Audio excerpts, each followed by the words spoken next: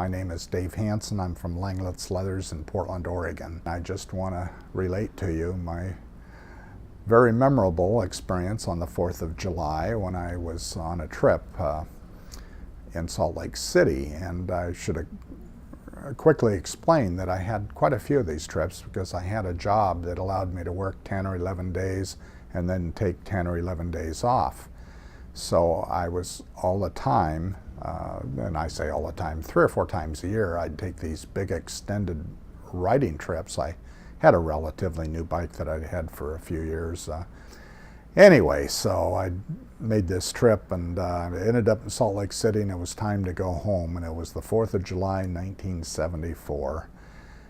I've got a real good friend. I worked with him when I was a teenager. I was a hod carrier, and he was a bricklayer, and we just got along wonderfully. He was full of stories and what have you, and always treated me good. I would often drop in on him down in Salt Lake because he owned a pizza shop, Shakey's Pizza back then. This particular night, it was getting on time for fireworks, and it started getting dark, I don't know, suppose around 9 o'clock or so, and he said, well, you want to take some food with you, because I was headed to Reno.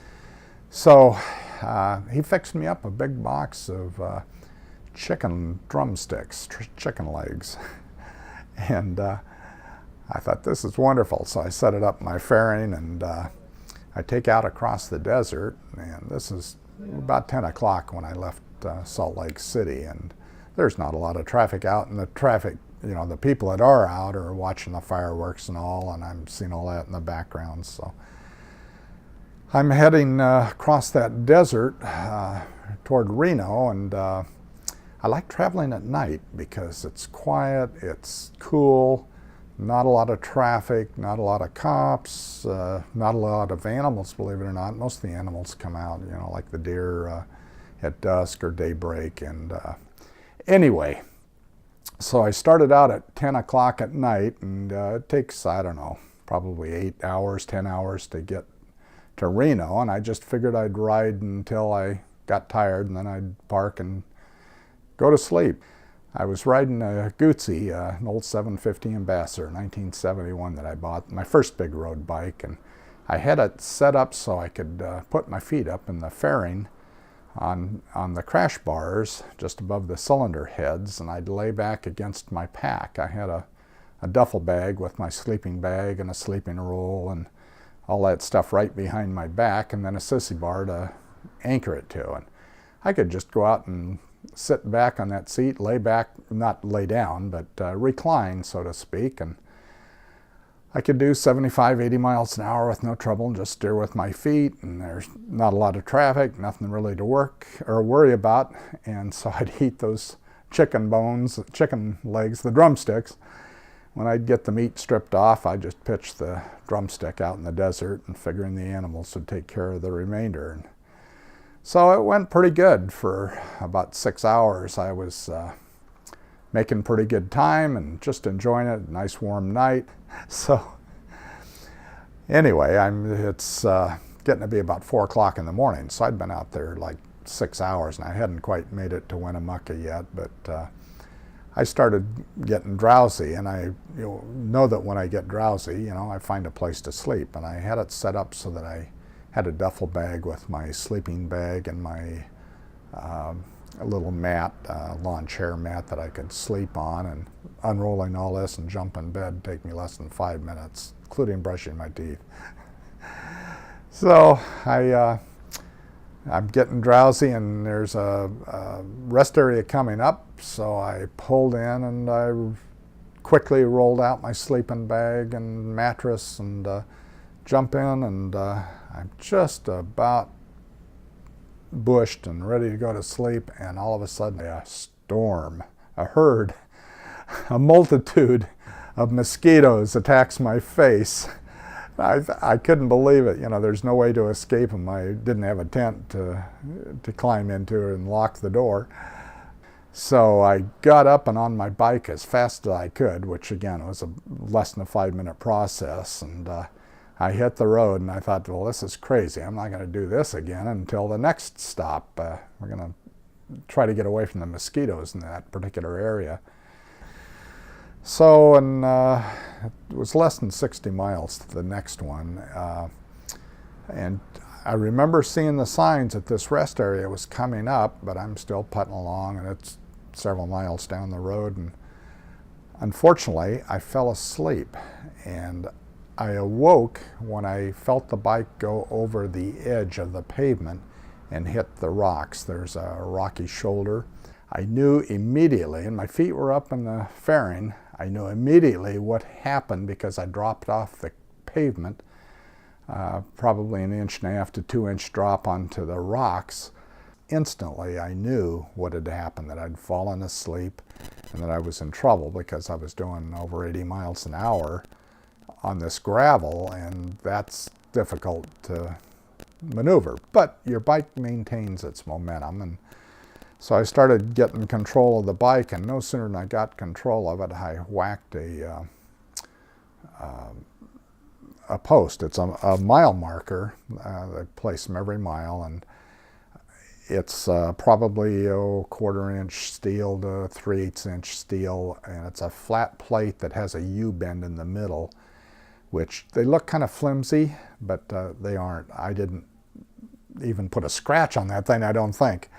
So I hit that thing right square on my header, my exhaust header on the Guzzi, crushed the header in all the way to the back, and at the same time it caught my boot, which was up above the cylinder, fortunately, but it ripped the heel all but off. It was just the last inch or 1/2 inch or so that the whole sole was hanging on my boot.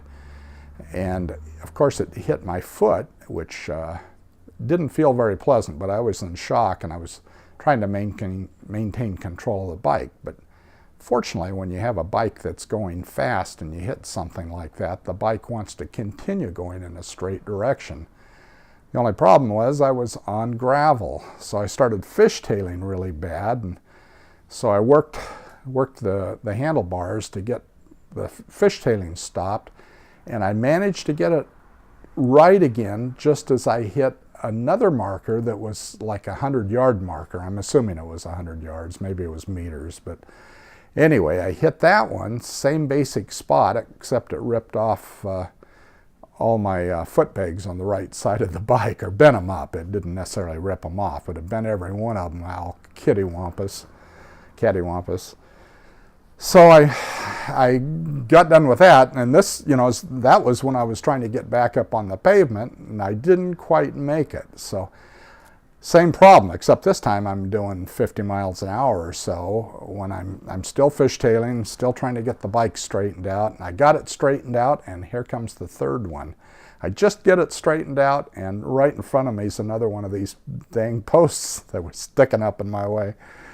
But I managed to steer around it, and by then I was down to 20 or 30 miles an hour, and I could get stopped. But I was tired, and I was in no mood for continuing the ride at that point. Fortunately, there were no mosquitoes, but I camped out there for a few hours, and my leg throbbed, but that's to be expected. So I get over to the rest area, and I get my boot off, and can't see much in the dark, but anyway, I just knew it hurt, and I couldn't see blood or anything splattered around. Fortunately, my boot took most of the impact, but it virtually ripped my whole sole off except for the last inch or so that was still clinging. So next morning I wake up and examine all the damage on the bike, and fortunately it was just basically the foot pegs and the header, and I think I clipped a little piece out of the fairing, and the crash bar was all bent to heck. It'd been the exhaust pipe and the crash bar pushed into my head. But I wasn't very far from Winnemucca. I was less than an hour from Winnemucca, so I figured, well, I'll go over there and see if I can find a bike shop, something. And that's not so easy. Winnemucca's not that big of a town. And I found I would say a blacksmith shop, but it was just a welding shop of some kind. And the header pipes on the Guzzi are really stout, and they couldn't bend them out or anything. What he did is he ended up drilling holes in it so that the thing could breathe, because there wasn't much room for the exhaust to get through there. So it sounded noisy, but it seemed to work. And they took a long pipe and put them on the footrests and managed to get the footrests all bent back to where I could use them. I found that I couldn't get my boot on, which didn't matter anyway because the sole was virtually ripped off. But my foot had swelled up so bad that I did have a pair of slippers with me, or penny loafers, I think it was. And I was able to to wrap my foot in towels and slip into one of these penny loafers. And as long as I had my foot up high, it didn't throb. But if I put it down, it began throbbing with every heartbeat, and it was quite painful, but I could ride, and with my foot up, I could go quite a ways without any particular problems, other than I only had one foot down to do anything with. But anyway, so I made it back home from Winnemucca to Portland. I don't know, it's a day's journey roughly.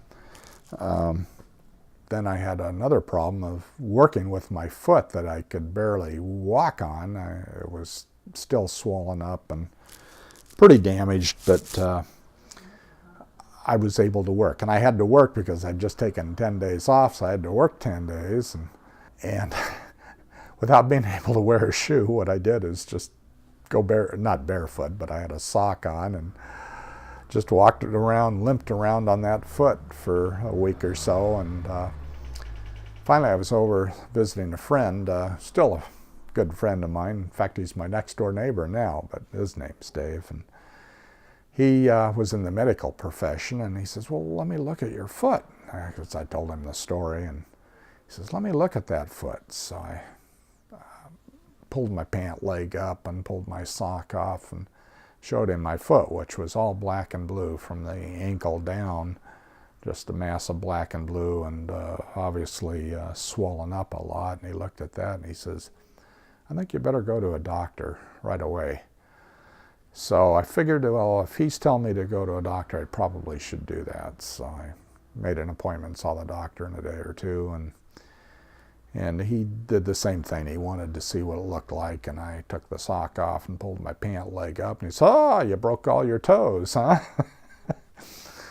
So they x-rayed it, and they could find no breaks. I do have big bones. So that was the good thing. The doctor said I'd lose my toenail over it, and sure enough, a year later I'd lost my toenail for the second time.